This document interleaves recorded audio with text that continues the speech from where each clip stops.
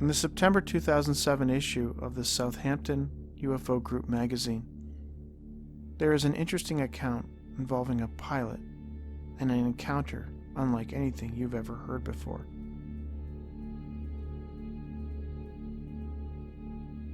Richard Cattle, an investigator with the Southampton UFO Group, claims that an ex-RAF pilot, Mr. W. Davis of Co Isle of Wight, contacted him about a sighting he'd had back in 1943. Cattle found the tale so fantastic that he actually doubted its veracity, though after spending time with the retired pilot, and after conducting a detailed check of his background, which proved exemplary, along with some written evidence that corroborated the sighting, he was forced to confront the reality of the account. Regardless of how absurd it might have sounded to him, Cattle believed that Davis saw what he saw. So what did he see? It was September 10, 1943. Davis was flying solo on a training mission over Gimli in Manitoba, Canada. In Davis's words, "It was night flight self-navigation, 2 3/4 hours. This was my last night flight before passing. I'm going to stress now that I wasn't under any pressure because it was a night flight and nothing was bothering me at the time whatsoever. We were easily failed if we were found to have stress problems, etc. And on this flight, even though I was alone, this was not unusual, and I felt confident. The training just takes over, you see. You feel relaxed, so nothing to stress me out or anything like that. Also, I was a good navigator who was going to qualify as one after the training as well as a pilot, so I felt accomplished. Absolutely nothing to worry about. I knew I had passed. This was just the last flight. Not really necessary, but you had to do it." Now, I was based at Gimli, on the shores of Lake Winnipeg, and this particular flight took me to Brandon and back again, somewhere between Brandon and Lake Manitoba. On the last leg home was where the incident happened. I had checked my track, and there it was. I was spot on, so all I had to do was relax, sit back, and wait for the light of the control tower to pop up over the horizon. It was a beautiful night, clear moon, and the visibility was great. There was a little snow on the ground, which helps in navigation because you can see without the confusion of detail. So everything was perfect, and all I had to do was wait. At times like this, we were trained to scan the horizon all the time, to make checks and observe. Then you would pan across the control panels to make constant checks on the instruments. You were so used to seeing the instruments that if one was out, your eyes would snap right onto it, all part of the training. Well, as I did one of these scans, my eyes suddenly did snap onto something, but not the instruments. This was at the nose of the plane. Just on either side of the nose were 2 little lumps. Well, I scratched my head and thought, I've never seen them before on an Anson. So I had a good look, and if anything, I thought they looked like engine ports, but the nose on an Anson is empty. Well, as a pilot, you have to know everything about your plane. So I thought I'd better take notes, as you do, and investigate when I got back down on the ground. So I dismissed it and carried on with my scans of the horizon back and forth. Suddenly my eyes caught some movement, and they flashed back onto the nose again. These lumps were moving. I could clearly see they were hands. Then, to my shock, what I can only describe as an elf or pixie-type creature climbed up and onto the nose of the plane. He, as it was male, was about 18 inches high and was wearing a leather-pointed hat, blue-gray in color, with stereotypical clothes like you would find on a picture of pixies from about 100 years ago, if that makes sense to you. So there he was, standing on the end. Well, the first thing I thought was, Christ, I'm going 130 miles an hour, and he or his clothes don't seem to be affected by the slipstream, and I couldn't feel any effect on the wheel or anything. So I thought, well, it must be a reflection or something, but it became obvious to me that it wasn't, because he was reflecting light himself from both the green port light and the red starboard light. He was also reflecting the moonlight.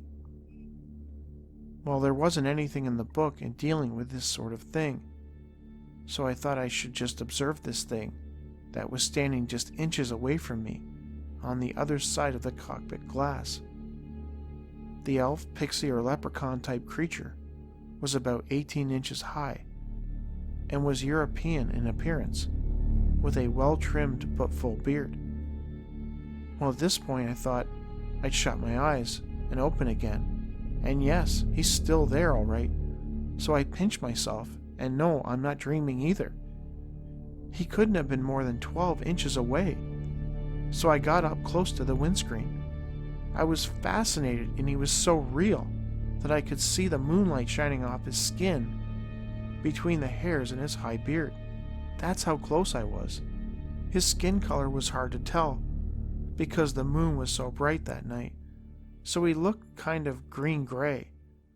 But I'm not happy with that description because of the contamination of the moonlight and the wing lights reflecting off him.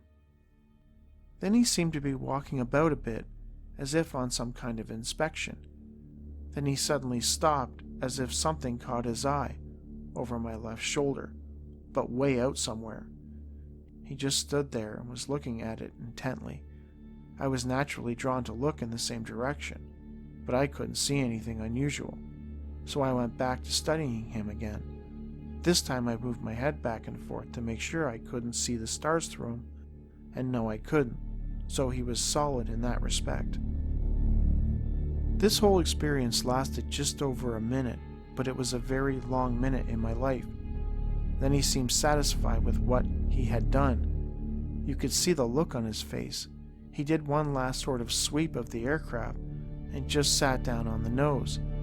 Now there's a propeller on each wing, yet this little leprechaun or pixie just placed his hands on either side of him and just jumped straight down off the nose and out of sight.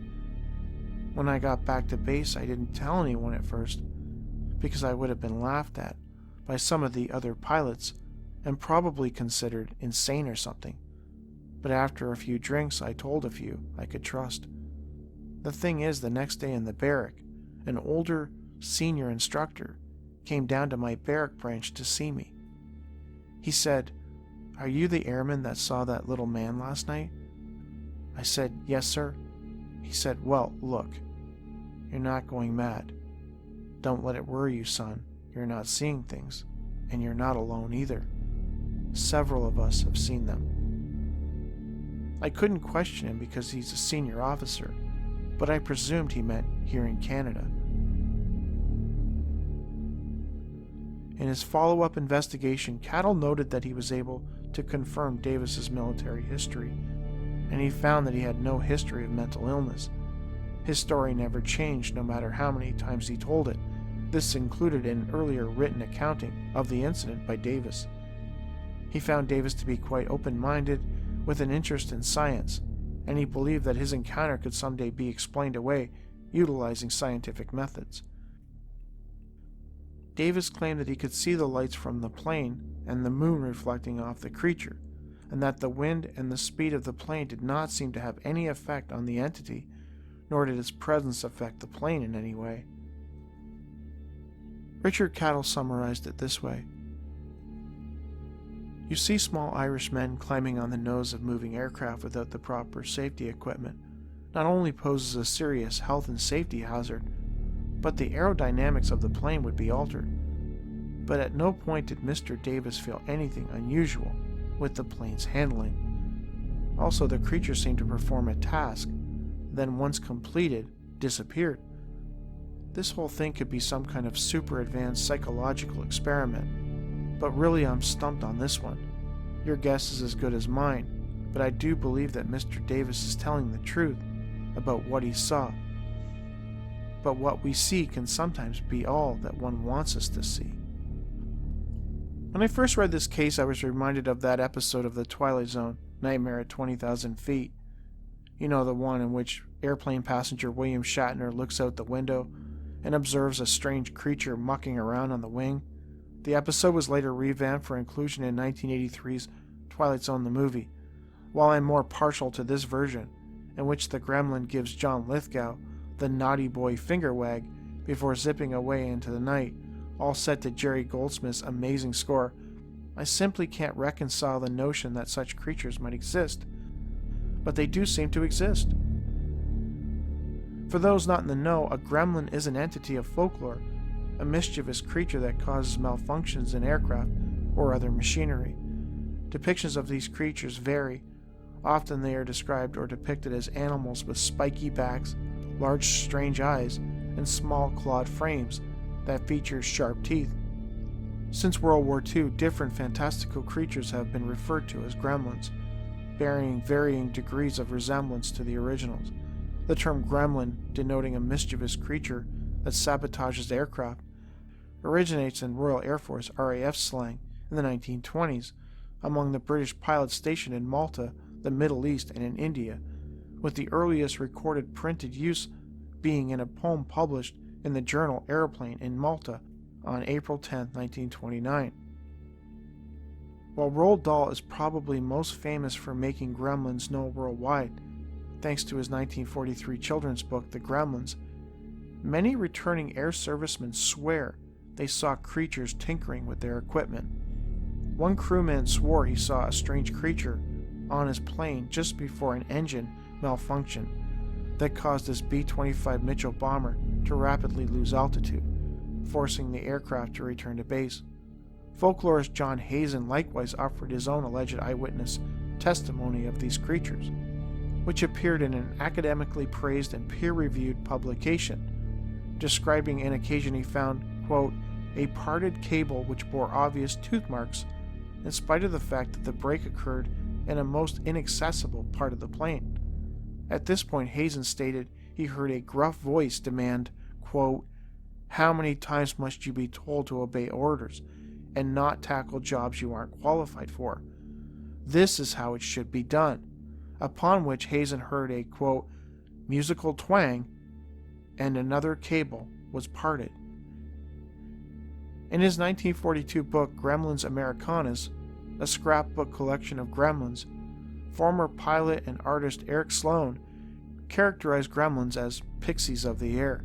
They were mischievous and gave pilots a great deal of trouble, but they had never been known to cause fatal accidents.